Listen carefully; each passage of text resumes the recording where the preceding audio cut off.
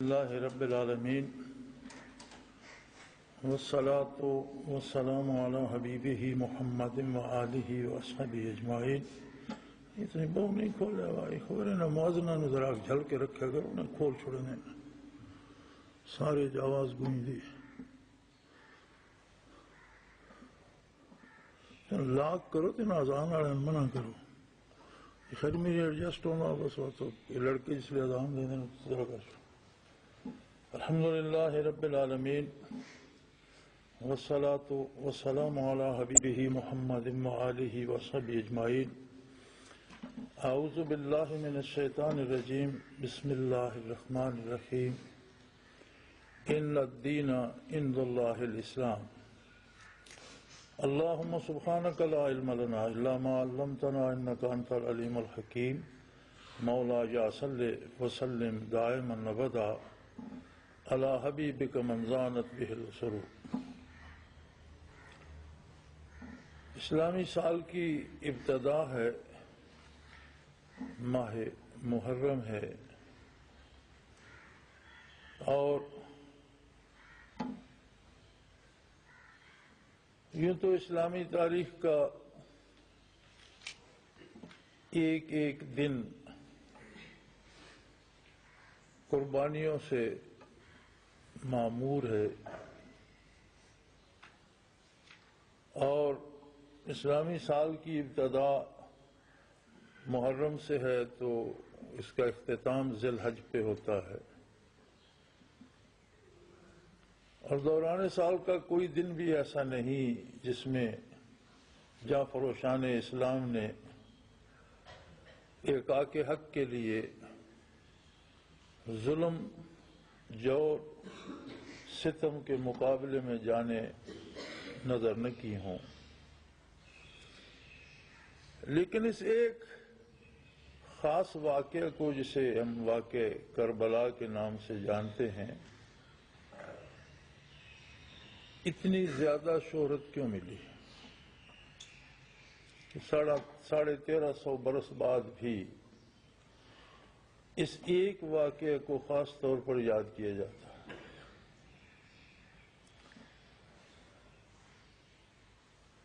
ایک تو ہمارے ایک فرقے کی بنیادی اس پر رکھی گئی، یہ بھی ایک سبب ہے، لیکن یہ ضروری نہیں کہ صرف شیعہ حضرات کی وجہ سے یہ دن یادگار بن گیا، بلکہ اسے ہر مسلمان، خواہ وہ کسی مکتب فکر سے تعلق رکھتا ہو، اپنے دل میں، اپنے ذہن میں تازہ رکھتا ہے۔ 1350 سال کی دراز مدت نے اس پر بہت سی پردے گرا دیے، بہت سی حقائق جو ہیں وہ وقت کے طوفانوں کی نظر ہو گئیں اور وقت کے ریگزاروں میں دب گئیں۔ اب ہمارے پاس اس کا خلاصہ صرف یہ ہے کہ نبی کریم صلی اللہ علیہ وسلم کے نواسے حضرت علی کے لخت جگر حضرت حسین رضی اللہ تعالی عنہ اپنے ساتھیوں اور اہل خاندان کے ساتھ میدان کربلا میں شہید ہو گئے، اور اہل کوفہ کا وہ لشکر جو یزید کے اور اس کے گورنر کے تابع تھا، اس نے انہیں بے دردی سے شہید کر دیا۔ یہ ایک اتنی ٹھوس حقیقت ہے کہ جو ہم کسی بھی مکتب فکر کی باتوں کو تلاش کریں تو اس پہ ساری متفق ہو جاتی ہے۔ اس سے کسی شیعہ کو انکار نہیں، کسی سنی کو انکار نہیں، کسی دیوبندی کو انکار نہیں، کسی بریلوی کو انکار نہیں، کسی اہل حدیث کو، کسی بھی مکتب فکر کو اس حقیقت سے انکار نہیں ہے۔ ایک اہمیت اس کی یہ بھی ہے کہ باقی سارے جہاد جو ہوئے ان کی نوعیت اور تھی، اور اس کی نوعیت اور تھی. یہ کوئی فوج کسی فوج سے نہیں لڑ رہی تھی، بلکہ خاندان نبوت صلی اللہ علیہ وسلم، اولاد نبی صلی اللہ علیہ وسلم، بغیر کسی لو لشکر کے چند خادموں یا چند ہمراہیوں کے ہمراہ بسوئے کوفہ رواں تھے کہ انہیں اہل کوفہ کے لشکر نے ہی آ گھیرا، اور اس تصادم میں 72 افراد شہید ہوئے، جن میں حضرت علی کی اولاد، حضرت حسن کی اولاد، حضرت حسین کی اولاد رضی اللہ تعالی عنہما، اور ان کے ساتھ جو رفیق سفر تھے، خادم تھے، اور فقط ایک بچہ بچ سکا، حضرت زین العابدین رضی اللہ تعالی عنہ، جو اس وقت سخت بیمار تھے اور بیماری اور بخار کی تیزی کی وجہ سے خیمے سے نکل ہی نہ سکے، صرف وہ زندہ بچے مردوں میں سے.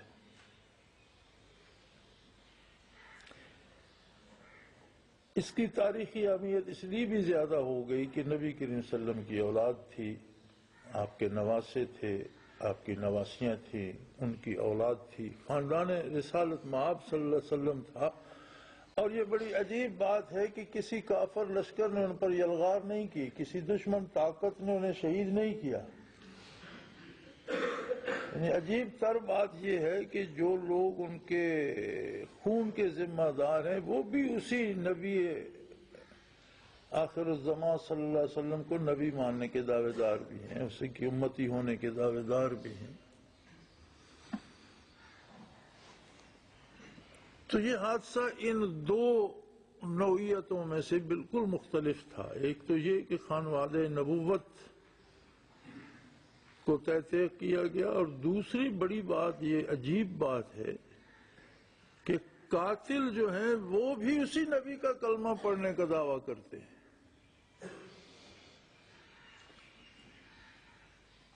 یہ صحیح ہے کہ یہ دونوں باتیں بھی اپنی جگہ اتنا وزن رکھتی ہیں کہ یہ واقعہ کبھی دلوں سے، ذہنوں سے نکل نہ سکے. لیکن اس کی حقیقی اہمیت ایک بالکل اور ہے.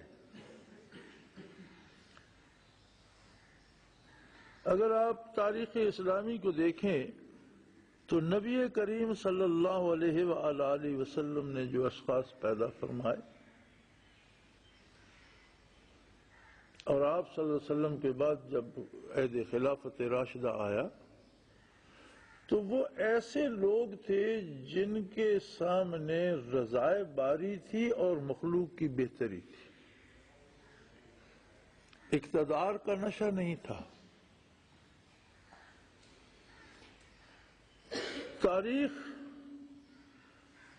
کوئی ایسا دوسرا بندہ پیش نہیں کر سکتی جو استقامت ابو بکر صدیق رضی اللہ عنہ نے وصال نبوی کے وقت دکھائی، اور جن مشکل حالات میں وہ گھر گئے کہ ایک طرف نبی کریم صلی اللہ علیہ وسلم کا وصال ہو گیا، دوسری طرف بہت سے قبائل آمادہ بغاوت ہو گئے، تیسری طرف کچھ لوگوں نے زکوٰۃ دینے سے انکار کر دیا، چوتھی طرف مسیلمہ کذاب 40,000 کا لشکر جرار لے کر اپنی نبوت کے دعوے کے ساتھ اٹھ کھڑا ہوا، اور ایک طرف رومن امپائر کی فوجیں اسلامی سرحدوں پہ نظر لگائے بیٹھی تھی. یعنی ایسے عجیب حالات پیدا ہو گئے کہ مسلمان تو وصال نبوی کے صدمے سے چور ہو گئے. کسی کا باپ فوت ہوتا ہے تو اسے کتنا دکھ ہوتا ہے، کسی کا کوئی مرشد، کوئی نیک بندہ، کوئی ولی اللہ جس کے ساتھ ہو رہتا ہے اس کا وصال ہوتا ہے تو اس کی حالت کیا ہوتی ہے.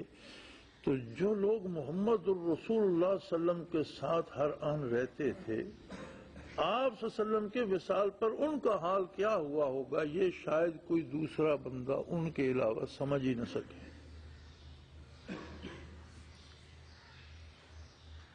اب اس عالم غم میں اور انتہائی پریشانی کے عالم میں اتنی ساری مصیبتیں کھڑی ہو گئی. الحمدللہ اللہ کریم نے ایک ایسا اپنا بندہ عطا فرمایا امت کو جس نے نیابت نبوی کا حق ادا کر دیا اور بیک وقت سب کو دندان شکن جواب دیے. رومنوں کی فوجوں کے لیے نبی کریم صلی اللہ علیہ وسلم نے سپاہ تیار فرمائی تھی، ابھی وہ روانہ نہیں ہوئی تھی کہ وصال نبوی ہو گیا. سیدنا ابو بکر صدیق نے اس لشکر کو حکم دیا کہ جو حکم رسول اللہ صلی اللہ علیہ وسلم کا تھا اس پر عمل کرو اور جاؤ. مسلمہ کذاب کے لیے لشکر ترتیب دیا اور منکرین زکوٰۃ سے اعلان جنگ کر دیا، باغیوں کے خلاف اعلان جنگ کر دیا. سیدنا فاروق اعظم رضی اللہ تعالی عنہ جیسے جرار شخص نے یہ گزارش کی کہ امیر المومنین ہمارے پاس اتنی فوج نہیں ہے کہ ہم ان سب محاذوں پہ لڑ سکے. اگر آپ روما کے خلاف لشکر بھیج رہے ہیں تو مسلمہ کذاب کو مؤخر کر دیجئے، اور اگر اسے مؤخر نہیں کرتے تو ان باغیوں اور منکرین زکوٰۃ کو مؤخر کر دیجئے. سیدنا ابو بکر صدیق رضی اللہ عنہ کا جواب یہ تھا کہ میں اگر مدینے میں ایسا اکیلا رہ جاؤں کہ مجھے خطرہ ہو کہ مجھے جنگلی بھیڑیے آ کر کھا جائیں گے، پھر بھی میں یہ سارے لشکر روانہ کروں گا اور سب سے مقابلہ ہوگا. اور اگر مجھے خود شمشیر بکف ہو کر جانا پڑا میں خود میدان میں جاؤں. اور اللہ کا احسان ہے کہ وہ سارے لشکر سرفراز و سربلند لوٹے. منکرین زکوٰۃ کا قلعہ کما ہو گیا، باغی قبائل کی بغاوت فروغ ہو گئی، مسلمہ کذاب مارا گیا، رومیوں نے اپنا لشکر پیچھے ہٹا لیا. اور یوں سیدنا صدیق اکبر رضی اللہ عنہ کا جرأت مندانہ فیصلہ حق ثابت ہوا. لیکن اس میں جو خطبہ خلافت کے وقت سیدنا ابو بکر صدیق نے دیا اس میں ایک جملہ فرمایا تھا کہ ہر طاقتور میرے لیے کمزور ہے اور ہر کمزور کو میں طاقتور جانتا ہوں. کوئی طاقت کے زور سے کسی کا حق دبا نہیں سکے گا اور کوئی کمزور کسی ظالم کے ظلم سہنے پر مجبور نہیں ہوگا. یہ وہ بات تھی جو نبی کریم صلی اللہ علیہ وسلم نے پیدا فرمایا. عہد فاروقی آ گیا. عہد فاروقی میں تاریخ انسانی میں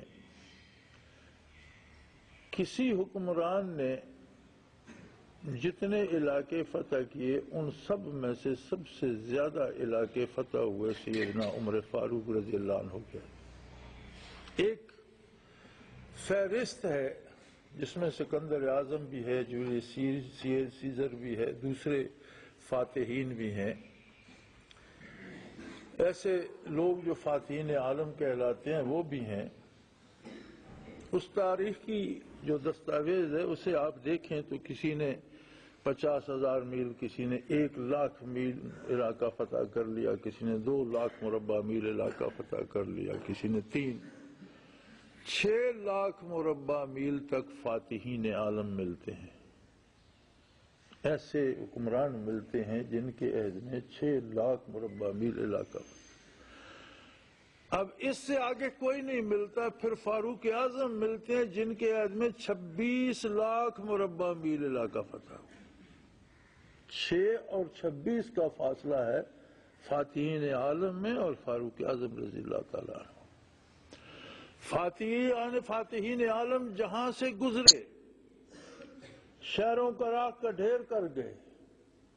تاتاریوں کے لشکر جہاں سے گزرے ویرانوں میں بھی پانیوں میں زہر اور جنگلی جانوروں کو بھی تیروں سے مارتے چلے گئے. انسانی سروں کے مینار بنے، شہر کھنڈرات میں تبدیل ہو گئے. فاتحین عالم کی داستان کے ایک ایک حرف سے خون ٹپکتا ہے، ایک ایک لفظ سے چیخیں ابھرتی ہیں. لیکن اس 26 لاکھ مربع میل علاقے میں کسی بوڑھے کی کرا سنائی نہیں دیتی، کسی بیوہ کا آنسو گرتا دکھائی نہیں دیتا، کسی یتیم کی چیخ سنائی نہیں دیتی۔ صرف فتح نہیں ہوا، عدل ہوا، اور تاریخ اس بات کی گواہ ہے کہ کافروں کو بھی اگر انصاف ملا تو اسلام کے زیر نگیں آ کر ملا، ورنہ ان کے اپنے حکمران انہیں انصاف نہیں دیتے۔ اس کے بعد حضرت عثمان رضی اللہ عنہ کا دور آ گیا اور اس میں فتوحات جاری رہیں۔ انہیں بھی بغاوت سے شہید کیا گیا، اور ان کی شہادت کی داستان بھی بڑی المناک ہے۔ ایک ایسا شخص جس کی افواج افریقہ میں برسر پیکار ہے، چین میں برسر پیکار ہے، ہسپانیہ میں برسر پیکار ہے، سلطنت اسلامی دنیا کی بہت بڑی سلطنت ہے، چند 100 باغیوں نے اس کے گھر کا محاصرہ کر لیا، اور وہ اپنے کسی خادم، کسی غلام، کسی سرکاری ملازم، کسی فوجی، کسی پولیس والے کو حکم نہیں دیتا کہ ان سے مقابلہ کرو۔ جو اعتراضات انہوں نے کیے وہ تاریخ تبری میں موجود ہیں، لیکن تبری ہی میں موجود ہے۔ سیدنا عثمان غنی نے مسجد نبوی میں ممبر پر بیٹھ کر صحابہ کرام کو بلا کر، معترضین کو بلا کر ان اعتراضات کے جواب دیے، اور اس پر اکثر صحابہ نے رائے دی کہ ان سب کو گرفتار کر لیا جائے اور ان کے سر قلم کیے جائیں، یہ بغاوت پیدا کر رہے ہیں۔ بے کسی اور بے بسی میں مارا جانا، مظلوم ہونا بھی بڑی بات ہے، لیکن قوت و اقتدار رکھتے ہوئے طاقت استعمال نہ کرنا اور شہادت قبول کرنا بڑی مشکل کام ہے۔ اتنی بڑی سلطنت کا سربراہ حضرت علی رضی اللہ عنہ بھی اس مشورے میں تھے کہ انہیں نہ چھوڑا جائے، اور جب انہوں نے اپنی فوجوں کے پہرے لگانے سے انکار کر دیا تو حسنین کریمین حضرت عثمان کے دروازے پر پہرے داروں میں تھے، جنہیں حضرت علی کرم اللہ وجہ الکریم نے مقرر فرمایا تھا کہ باغیوں کو اندر مت گھسنے دینا۔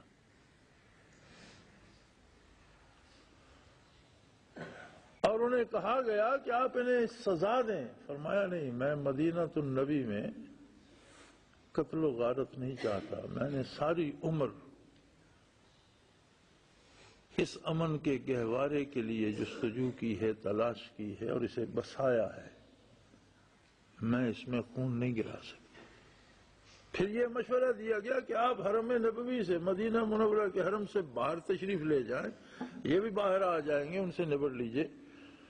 فرمایا میں نے ساری عمر آرزو کی ہے کہ نبی کی رفاقت رہے صلی اللہ علیہ وسلم، میں آپ کی رفاقت، آپ کا پڑوس چھوڑ کر باہر کیوں چلا جاؤں؟ شہید ہو گئے۔ اس شہادت کے پیچھے بھی مقصد یہ تھا، باغیوں کا مقصد یہ تھا، اور جو حضرت عثمان نے پورا نہیں ہونے دیا۔ اگر وہ ان 10-1200 یا 1100 بندوں کو گرفتار کروا لیتے، قتل کروا دیتے تو حق پر تھے، لیکن اسی وقت کسی فرقے کی بنیاد رکھ دی جاتی اور یہ الزام لگا دیا جاتا کہ خلفاء راشدین ظالم تھے، جس نے اعتراض کیا اس کا سر قلم کرا دیا، اور انہوں نے خلافت بھی چھین لی اور انہوں نے دین بھی خراب کر دیا۔ یہ اس وقت بنیاد رکھ دی جاتی جو بعد میں کربلا میں رکھی گئی، جان دے کر، گھر دے کر۔ تو طاقت و اقتدار کس لیے تھا؟ اپنی جان کے لیے نہیں تھا، جان اس کے لیے تھی، وہ اللہ کی امانت تھا، وہ طاقت اللہ کی امانت تھی، خلافت اللہ کی امانت تھی، اقتدار اللہ کی امانت تھی، فوجیں اللہ کی تھیں، اپنی حفاظت کے لڑانے کے لیے نہیں تھیں۔ اور اگر وہ اپنی حفاظت کرواتے تو انہیں حق حاصل تھا، لیکن نتیجہ جو نکلتا وہ یہ ہوتا کہ وہیں سے ایک فرقہ ضالہ کی بنیاد پڑ جاتی۔ کتنا مشکل ہے کہ دین پر حرف نہ آئے، لو لشکر بھی رہیں، اور کم و بیش 40 دن ان کے گھر کا پانی بند رہا۔ آپ 10 روز کی بات کرتے ہیں، 40 دن مدینہ منورہ میں اس شخص کے گھر کا پانی بند رہا جس نے جب مسلمان مدینہ منورہ آئے تھے تو یہود کے پاس کنواں تھا جس میں پانی تھا اور مسلمانوں کو بہت مہنگا دیتے تھے یا دیتے ہی نہیں تھے، تو نبی کریم صلی اللہ علیہ وسلم نے فرمایا کہ کوئی ہے جو کنواں خرید لے یہودیوں سے مسلمانوں کو دے دے اور اس کے بدلے مجھ سے جنت میں لے لے؟ تو یہی وہ شخص تھا حضرت عثمان رضی اللہ عنہ جس نے وہ کنواں یہودیوں سے خرید کر مسلمانوں کے لیے وقف کر دیا۔ خود اس کے گھر 40 دن پانی کی بوند نہیں گئی، ساری سختیاں برداشتیں اور بالآخر مظلوم شہید ہو گئے، لیکن کسی کو دین پر اعتراض کرنے کا موقع نہیں دیا۔ یہ آسان کام نہیں تھا، یہی سازش چلتی رہی اور اسی کا شکار حضرت علی کرم اللہ وجہ الکریم ہوئے۔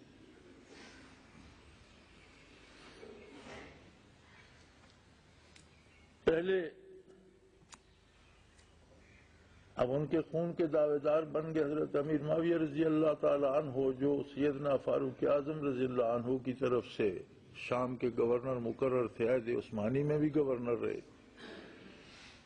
ان کی شہادت پر حضرت علی رضی اللہ عنہ کی بیعت کر لی گئی، خلیفہ چہارم حضرت علی کرم اللہ وجہ الکریم بنے۔ حضرت امیر معاویہ رضی اللہ عنہ ایک بہت بڑے صوبے کے گورنر تھے، انہوں نے چونکہ وارث تھے عثمان غنی رضی اللہ عنہ کے، انہوں نے خون کا مطالبہ کیا اور ان کا مطالبہ یہ تھا کہ یہ 10-1100 یا 1200 جو باغی ہیں ان سب کے سر قلم کیے جائیں۔ اقتدار و اختیار تھا حضرت علی کرم اللہ وجہ الکریم کے پاس، انہوں نے فرمایا کہ نہیں، جو قاتل ثابت ہوگا اس سے سزا دی جائے گی، وہ 1 ہوگا یا 2 ہوں گے یا 4 ہوں گے، لیکن جس کی ضرب سے آپ شہید ہوئے جو قاتل ہوگا اسے سزا دی جائے۔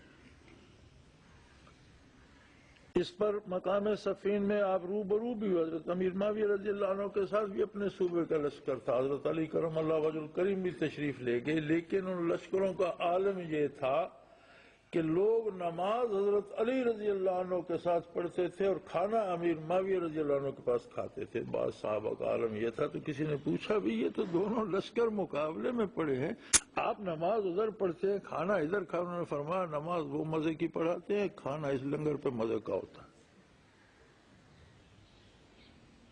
پھر بات ہوئی، وواد کیا ہے، کس بات کا جھگڑا ہے؟ کیا حضرت امیر معاویہ حضرت علی کرم اللہ وجہ کی خلافت کے منکر نے؟ فرمایا نہیں، خلیفہ برحق ہیں آپ، میں آپ کا تابعدار ہوں، خلافت کا تو مسئلہ ہی نہیں ہے۔ مسئلہ یہ ہے کہ امیر المومنین شہید ہوئے، اسلامی تاریخ میں مسلمانوں کے سربراہ کو ظلماً شہید کیا گیا، اس بغاوت میں جتنے لوگ ہیں سب کو قتل کیا جائے۔ حضرت علی رضی اللہ عنہ فرمایا نہیں، جو بات میں کہتا ہوں وہ حق ہے، قتل وہی ہوگا جو قاتل ہے۔ بالآخر اسی بات پہ صلح ہو گئی۔ جب صلح ہوئی تو کچھ وہ لوگ جو باغی تھے اور وہاں چھپے ہوئے تھے، انہوں نے رات کو حضرت امیر معاویہ کے لشکر پہ حملہ کر دیا کہ حضرت علی کی طرف سے حملہ سمجھا جائے۔ جب انہیں علم ہوا تو انہوں نے حکم دیا سپاہیوں کو کہ ہر سپاہی نیزے پہ قرآن اٹھا لے اور قرآن لے کر کھڑے ہو جاؤ، دیکھو کون تمہیں قتل کرتا ہے۔ کہ جب قرآن پہ فیصلہ ہو گیا لڑنے کی کیا بات؟ حضرت علی کرم اللہ وجہ الکریم کو پتہ چلا تو انہوں نے بھی فرمایا کہ یہ حکم کس نے دیا ہے؟ چنانچہ ایک طبقہ جو لڑائی کروانے والا تھا وہاں سے الگ ہو گئے، جنہیں خارجی کے نام سے آپ جانتے، یہ وہی باغی تھے جو خارجی کہلائے اور بعد میں امیر المومنین حضرت علی رضی اللہ عنہ کے لیے مسئلہ بنے رہے اور آپ کی جنگیں ان سے ہوئیں، اور انہی ظالموں کے ہاتھوں حضرت علی رضی اللہ عنہ شہید بھی ہوئے۔ لیکن صفین میں حضرت علی رضی اللہ عنہ نے شام کا گورنر حضرت امیر معاویہ کو بحال رکھا، اور عہد علوی میں بھی گورنر شام حضرت امیر معاویہ رضی اللہ عنہ تھے۔ حضرت علی کرم اللہ وجہ الکریم کے شہادت کے بعد حضرت حسن سری رائے خلافت ہوئے تو وہ شورش بڑھتی رہی۔ کچھ 6 مہینے کے بعد آپ نے حضرت امیر معاویہ رضی اللہ عنہ کو بلا کر فرمایا کہ چچا، یہ حکومت کا جنجال آپ سنبھالیے، یہ مجھ سے قابو میں آنے والا نہیں ہے۔ وہ خلافت سے دستبردار ہو گئے اور امیر معاویہ امیر المومنین بن گئے۔ کوئی لمبا عرصہ گورنری کے بعد انہیں اقتدار و اختیار منتقل ہو گیا۔ اب ان کے بعد، ان کے وصال کے بعد، ان کا بیٹا یزید، باپ کے بعد بیٹا سربراہ مملکت بنا،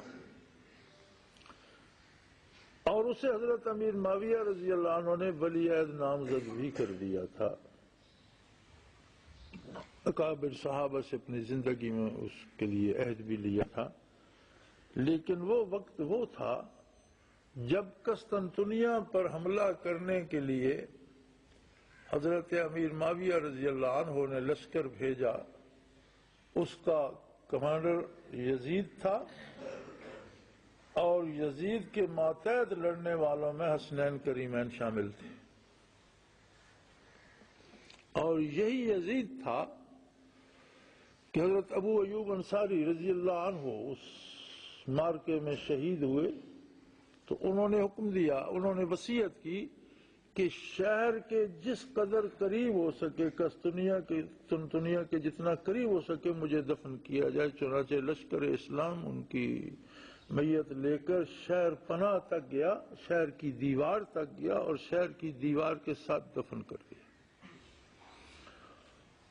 تو قسطنطنیہ والوں نے کہا کہ ہم یہ قبر اکھیڑ کر پھینک دیں گے، تو اسی یزید نے کہا کہ اس کا مطلب ہے کہ تم سلطنت اسلامیہ میں تمام گرجے گرا دو گے، تم اس قبر کو چھیڑ کر دیکھنا۔ تو ریاست اسلامی جو افریقہ سے سائبیریا تک اور چین سے اسپانیہ تک، اس میں کتنے گرجے ہیں، کوئی ایک باقی نہیں رہے گا۔ چنانچہ کسی نے اسے چھیڑنے کی جرت نہ کی۔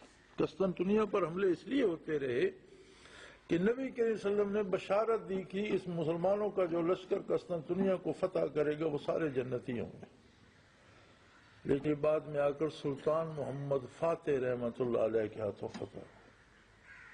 بہرحال ہر مسلمان نے کوشش کی کہ اس بشارت، تو اس وقت یزید وہ تھا جس کے ماتحت حضرت حسین لڑتے رہے۔ پھر اسی یزید سے اتنا شدید تصادم کس بات کی دلیل ہے؟ پھر کیا یزید کربلا میں موجود تھا؟ بہت سے لوگوں نے بیعت کر لی، جن میں صحابہ بھی تھے۔ حضرت حسین رضی اللہ عنہ نے کیوں نہیں کی؟ کیا ریاست کا قانون بدل گیا تھا؟ نہیں، وہی قانون تھا جو خلافت راشدہ سے آ رہا تھا، وہی عدالتیں تھیں جو خلافت راشدہ سے آ رہی تھی، وہی آئین و دستور تھا جو عہد نبوی سے آ رہا تھا۔ کیا کسی نے قرآن بدل دیا؟ قرآن بھی وہی مانا جا رہا تھا، نمازیں بھی وہی تھی، روزے بھی وہی تھے، سب کچھ اگر وہی تھا تو کہا یہ جاتا ہے کہ یزید اچھا آدمی نہیں تھا، پھر بعد میں اس کا کردار خراب ہو گیا۔ تو اس کا ذاتی کردار اگر خراب بھی ہو تو اس کی خرابی سے تو پورے ملک میں اتنی بڑی ریاست میں کوئی فرق پڑنے والا نہیں۔ جب آئین و دستور اسلامی پہ عمل ہو رہا ہے، عدالتیں اسلام کے مطابق فیصلے کر رہی ہیں، قانون سارا شریعت کا اور قرآن کا نافذ ہے، تو پھر کیا ہے؟ پہلی بار یزید وہ شخص ہے جس نے پہلی بار اقتدار، فوج، طاقت، حکومت اپنی سمجھ لی تھی۔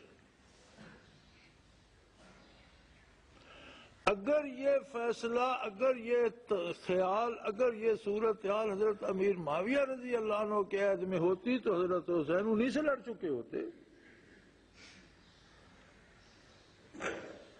کم و بیش 1,29,000 سالانہ وظیفہ تھا حضرت حسین رضی اللہ عنہ کا، جو حضرت امیر معاویہ انہیں نواسہ رسول سمجھ کر ان کی خدمت کے لیے ادا کرتے تھے۔ انہوں نے کبھی اس پہ اعتراض نہیں کیا، وہ تو وصول کرتے رہے، کبھی ان کے ساتھ جنگ کا، تصادم کا، کبھی اس کا نیا۔ جب یزید سری رائے خلافت ہوا اور نام کو تو امیر المومنین بنا، لیکن ایک بہت بڑی تبدیلی یہ آئی کہ اس نے ریاست کو، سلطنت کو، اقتدار کو، اختیار کو، طاقت کو، فوج کو اپنا سمجھ لیا تھا، اور یہ پورا جو اسلامی تاریخ کا ایک تسلسل آ رہا تھا اس میں اتنی بڑی تبدیلی تھی جو کسی ایک فرد کے کافر ہو جانے سے کہیں بہت بڑی تھی۔ ایک شخص اگر مرتد بھی ہو جاتا ہے تو اسلام کا کیا بگڑتا ہے؟ اللہ 10 بندوں کو اور کو ہدایت دے دیتا ہے۔ لیکن ایک طرز ریاست جو محمد رسول اللہ صلی اللہ علیہ وسلم نے مقرر فرمایا تھا، اس ڈگر سے پوری قوم کو ہٹانے کا اور پوری اسلامی اس کو ریل گاڑی کو دوسری پٹری پر ڈالنے کا کام شروع ہو گیا تھا، جس کے آگے حضرت حسین رضی اللہ عنہ کھڑے ہو گئے۔ وہ ٹرین گزر گئی، سارا خانوادہ نبوی خاک و خون میں لوٹ گیا، اس کے نیچے کرچی کرچی ہو گیا، لیکن تاریخ کو، زمانے کو یہ بتا گیا کہ اسلام کیا ہے اور طاقت کس کی ہے اور کس کے لیے ہے۔ کسی فرد واحد کی طاقت نہیں، کسی فرد واحد کی حکومت نہیں، کوئی فرعون نہیں مانا جائے گا، کسی فرد کے فیصلے نہیں مانے جائیں گے، سارے فیصلے اللہ و اللہ کے رسول کے ہوں گے، اور سربراہ سلطنت امین ہوگا ان کا، اور ان کی طرف سے فیصلے نافذ کرنا اس کی ذمہ داری ہوگی، اپنے فیصلے نافذ کرنے کی اجازت نہیں دی جا سکتی۔ یہ حقوق انسانی کا مسئلہ تھا، اس میں صرف اسلام کو نہیں، غیر مسلموں کو، ذمیوں کو، کافروں کے بھی انسانی حقوق تھے جو متاثر ہوتے تھے۔ یہ انسانیت کے حقوق کا مسئلہ تھا جس کی قیمت حضرت حسین رضی اللہ عنہ نے چکائی اور ادا کی، اور دونوں راستے واضح کر دیے کہ حق کا راستہ کون سا ہے اور باطل کی بنیاد کہاں سے پڑتی۔ بڑے دکھ کی بات یہ ہے، ہم نے یاد تو رکھا، واقعہ یاد رکھا، ہمیں دکھ ہوتا ہے کیونکہ ہمیں خاندان نبوت سے عشق ہے، پیار ہے، محبت ہے، لیکن ہم نے کبھی یہ سوچنے کی تکلیف گوارا نہیں کی کہ آخر انہوں نے اتنی بڑی قربانی کیوں دی، اور اگر حقوق انسانی کے لیے دی تو کیا میں اور آپ حقوق انسانی غصب تو نہیں کر رہے؟ کیا ہم دوسروں کے حقوق کے لیے دفاع کرتے ہیں، ان کی مدد کرتے ہیں، مظلوم کی مدد کرتے ہیں، ظالم کا ہاتھ روکتے ہیں، یا ہم بھی ظالم سے وظیفے لے کر اس کے زندہ باد کے نعرے لگانے والوں میں ہیں؟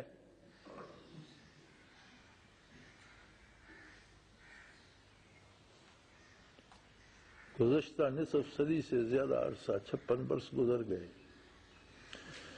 اسلام کے نام پر ہم نے ملک حاصل کیا، اور ہمارا سب سے بڑا مسئلہ ہی اسلام بن گیا کہ اسلام نہیں نافذ ہو سکتا۔ یہ بڑا کٹھن کام ہے، یہ کیا مشکل ہے اسلام میں، کیوں نافذ نہیں ہو سکتا؟ ایک تو جی معاشی بڑی مشکل ہے، جی معاشی مشکل یہ ہے کہ سود بند کر دو تو امیر جو امیر سے امیر تر ہو رہا ہے وہ رک جائے گا، غریب کو بھی کھانے کو مل جائے گا، تو امراء غریب کو کھانے کو دیں تو کل وہ ان کے گریبان پکڑیں، وہ تو نہیں دیں گے، وہ کہتے ہیں یہ غریب غریب سے غریب تر ہوتا چلا جائے، اس لیے اسلام نافذ نہیں ہو سکتا، سود نہیں ہم بند کرنا چاہتے۔ اسلام نافذ نہیں ہو سکتا کہ فرد واحد کی مرضی نہیں چلنے دیتا،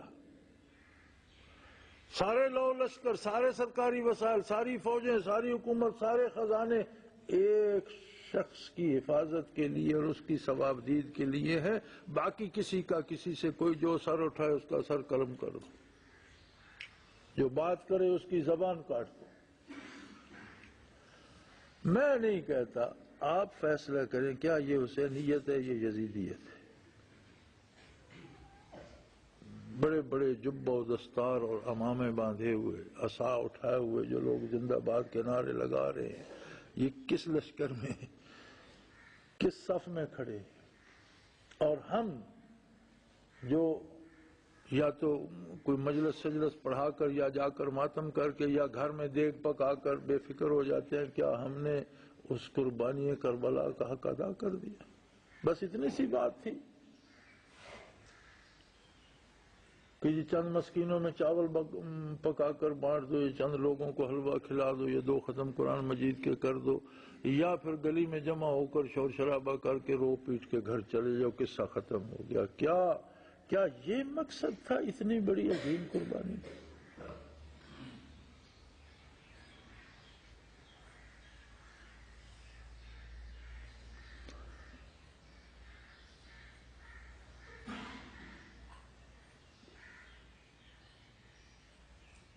آپ کیا سمجھتے ہیں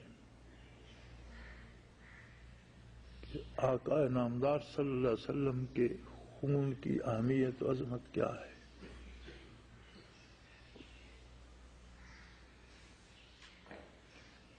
نبی اللہ کا رسول جو جوتا پہنتا ہے وہ جوتا ذاکر ہو جاتا ہے، اس کی نس نس سے اللہ کا نام نکلتا ہے اور وہ منور ہو جاتا ہے۔ جو کپڑا پہنتا ہے وہ منور ہو جاتا ہے، جس سواری پہ بیٹھتا ہے وہ جانور دنیا کے جانوروں سے سرفراز ہو جاتا ہے، جس زمین پہ قدم رکھتا ہے زمین کا وہ چپا دوسری زمین سے اس طرح ہو جاتا ہے جس طرح آسمان پر چاند۔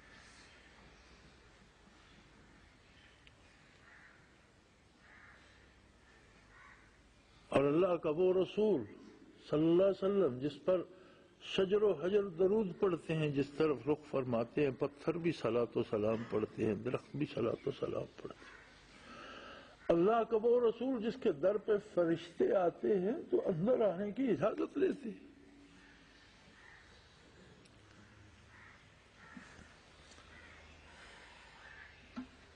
نبی کریم صلی اللہ علیہ وسلم دنیا سے وصال فرمانے والے ہیں، حضرت عائشہ صدیقہ رضی اللہ عنہ کی گود میں ہیں اور سر مبارک ان کے سینہ پاک پر رکھا ہوا ہے۔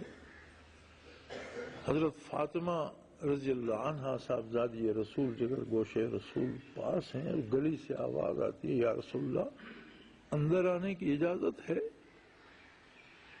تو حضرت فاطمہ رضی اللہ عنہ نے جھڑک دیا، کون ہے؟ دیکھ نہیں رہے ہو اللہ کے رسول صلی اللہ علیہ وسلم تکلیف میں ہے، آپ کی طبیعت ناساز ہے، اور تو کون ہے اجازت رہے؟ تو حضور فرماتے ہیں بیٹا یہ تیرے باپ کا دروازہ ہے، ورنہ یہ کسی پوچھ کر نہیں جاتا، پوچھنے والا ملک الموت ہے، اور یہ تیرے بابا کا دروازہ ہے جہاں سے اجازت لے رہا ہے۔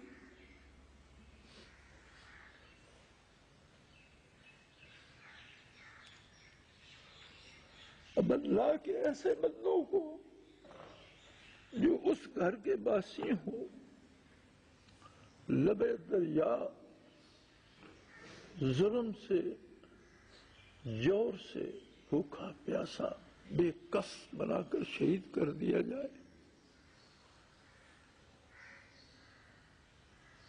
تو آخر وہ شہید ہوتے کیا ہیں؟ بات مان لیتے، اور لوگوں نے بھی مان لی تھی، وہ بھی بیعت کر لیتے۔ اگر وہ بھی بیعت کر لیتے تو بات یہ ہوتی کہ خیر ہے، جو بھی چاہے اور جو چاہے ٹھیک ہے، کلمہ پڑھتا رہے، نماز پڑھتا رہے، بس اسلام کو کوئی خطرہ نہیں، ٹھیک ہے۔ اسلام ذاتی کلمے نماز روزے کا نام نہیں ہے، اسلام اللہ کی مخلوق کے ساتھ تعلقات کا نام ہے، اللہ کے ساتھ تعلق، اللہ کے نبی کے ساتھ تعلق اور اللہ کی مخلوق کے ساتھ تعلق کا نام اسلام ہے۔ اللہ کے ساتھ ایمان کا اور عبادت کا تعلق ہے، نبی کے ساتھ ایمان اور اطاعت کا تعلق ہے، مخلوق کے ساتھ حق و انصاف کا تعلق ہے۔ جہاں بھی جو چیز بھی گرے گی اسلام کا ستون گر جائے گا۔ اللہ سے تعلق تو لوگ زبانی دعویٰ کر کے ہم بنا لیتے ہیں، ہم کہتے ہیں میں اللہ کو مانتا ہوں، اللہ جانے اور ماننے والا جانے، کس کو کیا خبر ہے مانتا ہے نہیں مانتا۔ ہم نمازیں پڑھ لیتے ہیں، کیا خبر ہے دل سے پڑھ رہا ہے یا دکھاوے کی پڑھ رہا ہے۔ ہم نبی کریم جیسا حلیہ بنا لیتے ہیں، کیا خبر دل سے بنایا، محبت سے بنایا یا رواجن بنایا۔ اگرچہ اب یہ باتیں بھی کم ہو رہی ہیں، نمازیں بھی چھوٹ رہی ہیں، سنتیں بھی چھوٹ رہی ہیں، لیکن پھر بھی اس میں تو کوئی مشکل نہیں۔ لیکن جب معاملہ اللہ کی مخلوق سے آتا ہے تو ہر وہ بندہ جس سے آپ معاملہ کرتے ہیں وہ جج بن جاتا ہے کہ یہ میرے ساتھ کیا کر رہے ہو۔ اگر اس کو نکال دو تو باقی اسلام کیا بچا؟ یہ وہ بات تھی جسے قائم رکھنے کے لیے نواسے رسول صلی اللہ علیہ وسلم نے پورا خاندان نبوت قربان کر دیا۔ کیا حضرت حسین رضی اللہ عنہ نے یہ نہ سوچا ہوگا کہ روز حشر آقا نامدار صلی اللہ علیہ وسلم مجھ سے بھی پوچھ بیٹھیں گے کہ تم نے میری بچیوں کو کیوں رلایا، کیوں انہیں صحراؤں کی خاک چھنوائی، اور تم نے میرے جگر گوشوں کو کیوں نوکے سنا پہ چڑھایا، تم کون ہوتے تھے، مان لیتے تم؟ کیا جواب ہوگا حضرت حسین کے پاس سوائے اس کے کہ دو ہی باتیں تھیں، یا خون نبوت بہ کر یہ لکھ دیتا کہ حق حق ہے اور باطل باطل ہے اور باطل کی اطاعت نہیں کی جائے گی، اور یا ہم باطل کو دندنانے کا موقع دے دیتے۔ قربانی کربلا نے قیامت تک یہ تحریر لکھ دی کہ جو شخص بھی اپنی من مانی حکومت کرے گا وہ اس کی اطاعت نہیں کی جائے گی۔ اسلام اسی کی اطاعت کا حکم دے گا جو اللہ کا قانون نافذ کرے گا، اللہ کے رسول کا قانون نافذ کرے گا، اللہ کی کتاب کا قانون نافذ کرے گا۔ بڑے بڑے علامے، بڑے بڑے فضلاء اور عہد حاضرہ کے بڑے بڑے مجتہد اور دینی رہنما لاکھوں روپے کے فنڈ تو لے رہے ہیں، کروڑوں روپے تو اسمبلی پہ خرچ ہو رہے ہیں، وردی پہ تو اعتراض ہے، ایل ایف او پہ تو اعتراض ہے، نظام اسلام کے لیے تو کوئی بات بھی نہیں کرتا۔ اگر اس میدان کو میدان کربلا سمجھا جائے تو مجھے گن کر بتائیے ملک میں حسینی کتنے ہیں، کون سی سیاسی جماعت، کون سی دینی جماعت، کون سے علامہ صاحب، کون ہے حسین کی صف میں آج؟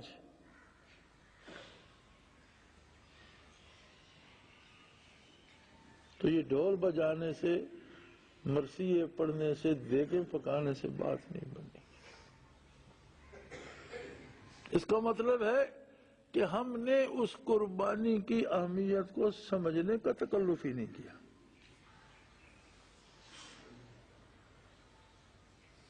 تو کچھ نہیں کر سکتے ہم، کم از کم اپنے اس ایک وجود کو تو سیدھا کر سکتے ہیں، ہم تو یزید نہ بنے۔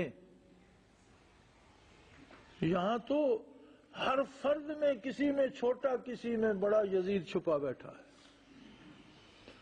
جس کو جو انچ زمین کا ملتا ہے کسی کا چھین لیتا ہے، جس کو چند ٹکے کسی کے ملتے ہیں چھین لیتا ہے، جس کو کسی کی عزت قابو آتی ہے لوٹ لیتا ہے۔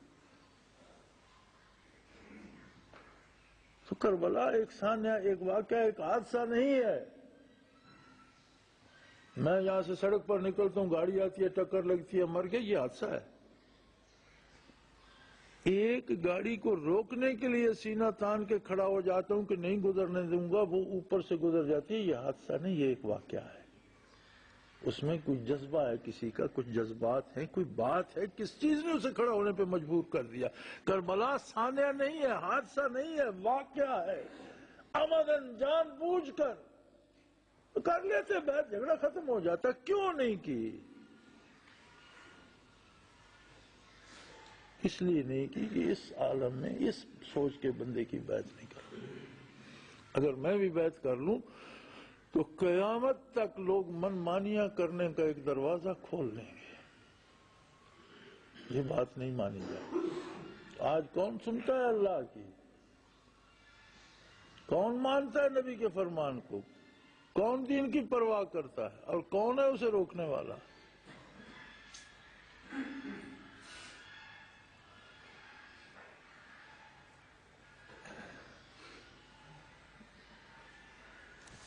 ہاں، بس قوم نے آسان سا راستہ اپنا لیا ہے۔ کسی نے مرثیے پڑھے، کسی نے دوڑے پڑھے، کسی نے سینہ کو بھی کر لی، کسی نے دیگ پکا دی، کسی نے حلوہ پکا لیا، کسی نے روزہ رکھ لیا، چلو۔ اور عید کی طرح ایک یوم عاشور منا کر سارے جنتی ہو کر چلے گئے۔ ہر کوئی سمجھتا ہے میں نے جنت خرید لی۔ بے جنت اس کی اپنی ہے، مفت میں دے اور سب کو دے۔ ہم تو کہتے ہیں سب کو دے، یہ اتنی مخلوق نہیں ہے جتنی وسیع اس کی جنت ہے، اور سب کو بے حساب دے، پھر بھی اس کی رحمت ختم، اس کی کوئی حد نہیں ہے، ختم نہیں ہوتی، دے سب کو دے، ہمیں کیا اعتراض ہے؟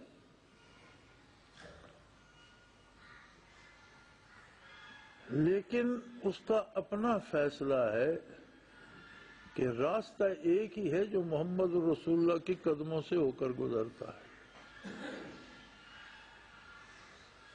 اگر آپ صلی اللہ علیہ وسلم کے ساتھ مقابلہ کر کے، آپ کی شریعت کے ساتھ مقابلہ کر کے آؤ گے تو پھر جنت کا راستہ نہیں پاؤ گے۔ تو غلامی اور اطاعت کا ایک راستہ ہے، ایک ہی راستہ۔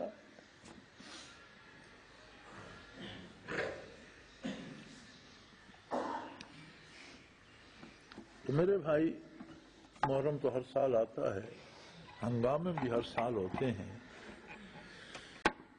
لیکن کیا کوئی ایسا سال بھی آئے گا جو نتیجہ خیز بھی ہو، کسی تبدیلی کا سبب بھی بنے؟ ایک بات آپ کو میں بتا دوں کہ ایسا سال ضرور آئے گا، اور جگہ جگہ کربلائیں سجیں گی اور بڑا خون بہے گا اور حق غالب آئے گا اور باطل کو منہ کی کھانی پڑے گی۔ یہ طے ہے، انشاءاللہ ایسا ہو کر رہے گا۔ اب کون کس طرف ہے یہ ہمیں دیکھنا ہے کہ ہم کس صف میں ہیں۔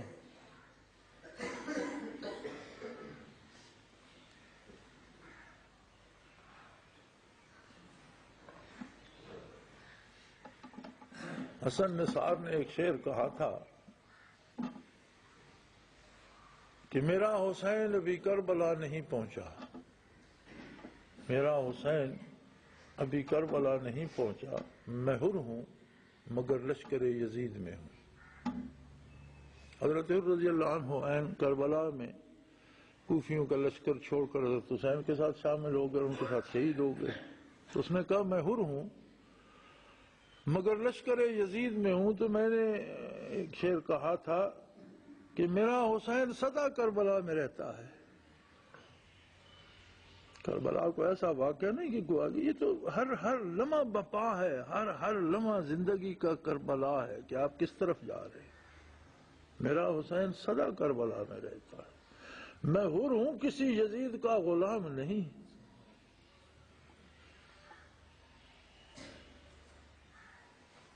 تو محرم پہ چونکہ سارے احباب لکھتے ہیں، شاید میں نے بھی کچھ لکھا تھا اگلے دن، چلو اسی جو کچھ ہم نے لکھا اسے مرثیہ پڑھیں، مدد پڑھیں، اسے تعریف پڑھیں، ثنا پڑھیں، تاریخ سمجھیں، جو بھی ہے اس پہ بات کو ختم کرتے ہیں کہ ظلمت شب بڑھتی ہی جاتی ہے الہی، ظلمت شب بڑھتی ہی جاتی ہے الہی، ہو کرم تیرا اب تو ہمیں صبح جلی دے۔ پرخار ہوا چاہتا ہے ہر سر و سمن تک، پرخار ہوا چاہتا ہے ہر سر و سمن تک، مہکے کا گلستان جو طیبہ کی کلی دے۔ مالی تھے کبھی آج وہ گلچین ہوئے ہیں، مالی تھے کبھی آج وہ گلچین ہوئے ہیں، اس دیس میں اب ایک مدینہ کی گلی دے۔ اس عہد کے فرعون وہ فرعون نہیں ہے، چاہیے نہ عصا یا تو صرف ایک ڈلی دے۔ ہر روپ میں ہر سمت ہی ایک کرب و بلا ہے، ہر روپ میں ہر سمت ہی ایک کرب و بلا ہے، اس آس پہ زندہ ہے کہ عباس ولی دے۔ ہے لشکر کوفی تو آمادہ پیکار، دے ہم کو خدایا تو حسین ابن علی دے۔ اللہ اس قوم کو ایک حسین دے دے۔ آخر دعوانا ان الحمدللہ رب العالمین۔ جناب آپ نے سنت ادا فرمانی کر دیجیے۔